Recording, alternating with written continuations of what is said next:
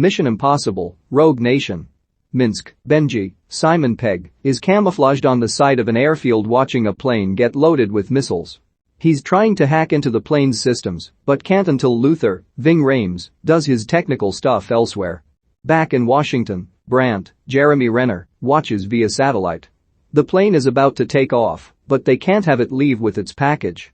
Also, where is Ethan Hunt, Tom Cruise from out of nowhere? Hunt jumps on the plane as it's taking off. He hangs to the side and yells to Benji to open the door. Benji opens the wrong door, the cargo door in the back. Hunt tells him to open the other door. He does. Hunt flies inside, but almost gets blown out the back. The crew from the plane go to find out what's happening back there. Hunt releases the cargo. Opening credits London, Hunt goes to a record store and after an elaborate exchange of codes with the cute shop girl, is given a record. He plays it in the listening room to get a mission debriefing. He finds out that he was able to stop the missiles from the plane, which contained nerve gas, from getting in the wrong hands. The voice on the recording also tells him that they know Hunt believes the syndicate is behind this and he's right. Because this message also comes from the syndicate. The listening room fills with gas. Hunt sees a man, who we later find out is Solomon Lane, Sean Harris, shoot the cute shop girl in the head. Meanwhile in Washington, D.C., Alan Hunley, Alec Baldwin, from the CIA meets with the Senate committee and Brandt to dissolve the IMF. Hunley argues that the IMF operates strictly on luck and their luck has run out. They agree. The IMF is no more. All the operatives are to be recalled, including Hunt. Hunt is being held someplace. He's bound to a pole. A mysterious lady, we later find out is Ilsa Faust, Rebecca Ferguson, comes in and takes off her shoes. She sizes him up before Janik the Bone Doctor Vinter, Jens Hulton, comes in to torture-kill Hunt. Hunt says, "Nice shoes." Vinter looks at his, to which Hunt says, "Not yours. Hers." Oh snap. Ilsa helps Hunt escape, but doesn't go with him. She says she'll make it look like it was all him. Hunt calls Brandt to tell him that the London terminal was compromised and the syndicate is real. He wants Brandt to look up reportedly dead ops, Vinter should be one of them. Brandt can't because the CIA shut down the IMF. We didn't have this conversation. We see Hunt was shot in the escape. Hunley says that this is Hunt's last day of freedom. 6 months later the CIA crashes a hideout in Havana, where they believe Hunt is. He isn't there, but he is watching from Paris. Benji is assigned to a desk at the CIA and spends most of his time playing video games. He's called in weekly to answer questions about Hunt while on a polygraph test. He tells Hunley, "Hunt's out there. I'm stuck here. We're not friends. I owe him nothing." When Benji gets back to his desk he finds that he's won tickets to go to Vienna. He gets there and someone bumps into his on the subway and hands him a package. Inside are tickets to the opera and a pair of glasses. The glasses allow him and Hunt to communicate. Hunt believes that the guy who shot the girl in the record store is going to be at the opera to assassinate the Austrian president. Benji goes to the opera and Hunt is there too. Separately they search for the bad guy. Benji does it by hacking into the opera house security system, which apparently shoots the audience. Ilsa is there too, wearing a yellow dress. Hunt follows her, but becomes aware of a musician whose horn is actually a gun horn. Ilsa builds a gun too. Adding to the tension, Benji sees that one of the security guards also has a gun aimed at the Austrian president. Hunt looks at the music on the conductor's stand, and he knows exactly when everyone is going to shoot. So Hunt beats the daylights out of the musician and uses the horn gun. Who's he going to shoot? The guard or the girl? He goes back and forth between the two. Only one bullet. So he wounds the Austrian president a second before both assassins are going to fire, which causes them both to miss. Benji fights the guard. Ilsa accidentally shoots the guard. The police rush in. Everyone evacuates the opera house. Hunt escapes with Ilsa. They get in Benji's car. Nearby, the Austrian president's car blows up with him inside. Hunt searches her and takes her knife and lipstick. She says that she's a deep-cover British operative and she's going to have to make it look like she escaped Hunt so that her mission isn't compromised. She tells Ethan that he has everything he needs to find her. She jumps from the car. Hunt tells Benji to go back to DC and tell them that he tricked him into going to Vienna. Benji says that he's staying by Ethan's side because they're friends, no matter what he says in that polygraph. Hunt explains that he's after this mystery man who is behind all these random disasters to take down the world and create a get ready for this, a rogue nation. In order to find the guy, they just need to find Ilsa. They discover that her lipstick is really a thumb drive that contains a digital security box in Morocco. So they go to meet her there. Meanwhile, Brandt recruits Luther to help him find Hunt before the CIA does.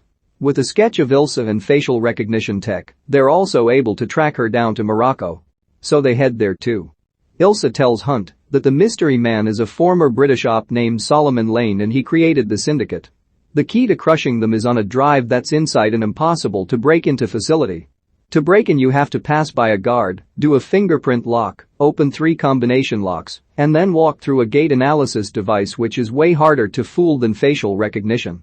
It's impossible unless the person's profile is in the system. And the only way to get a profile is to dive into a water cooling system, where the profiles are stored inconveniently. It'll take 3.5 minutes to do it, if everything goes perfectly. Hunt jumps into the water system. He's going to add Benji's profile, but he's hit by some giant robot arm and loses both the old profile card and the new one. He manages to retrieve both, but doesn't know which is which. He makes a guess just as Benji is going through the gate detector. Luckily he guesses right, but he runs out of air and convulses and drowns.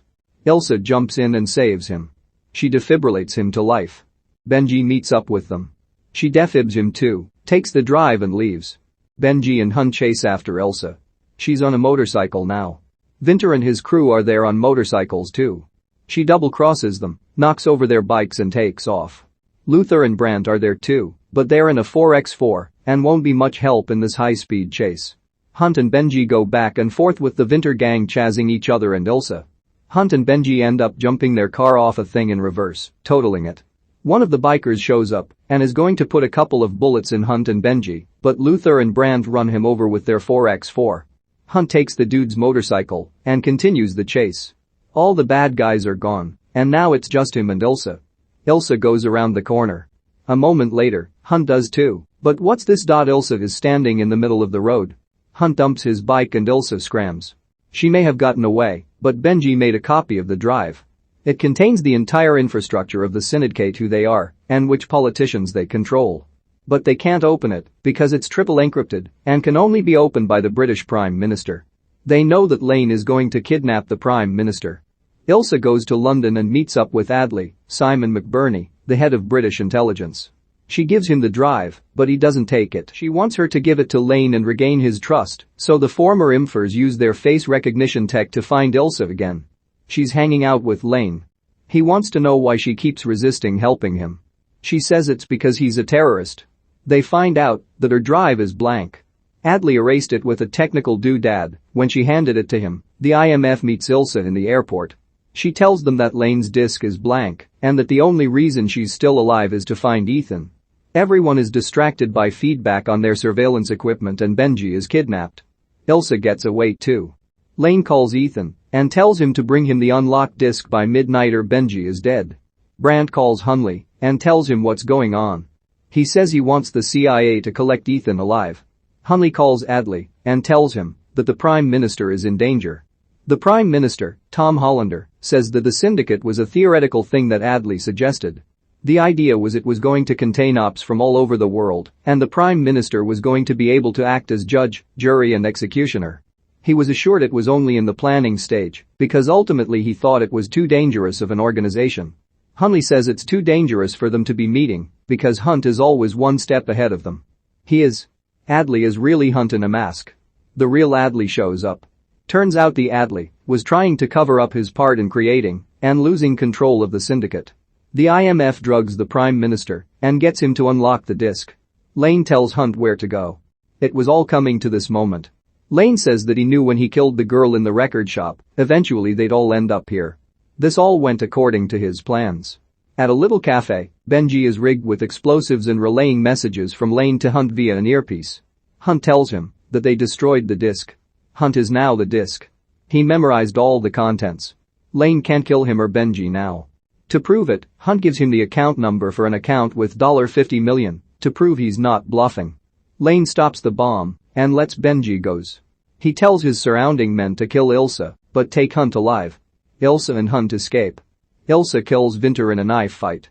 Lane chases Hunt down into a vent shaft thing. When Lane drops down, he finds himself trapped in a glass box and surrounded by the IMF. They won. They gas him and then take him away. Hunley meets with the Senate again and tells them that this whole thing with dissolving the IMF was part of an elaborate plot of his to take down the syndicate. He's not the new secretary of the IMF. Brandt congratulates him on his new job.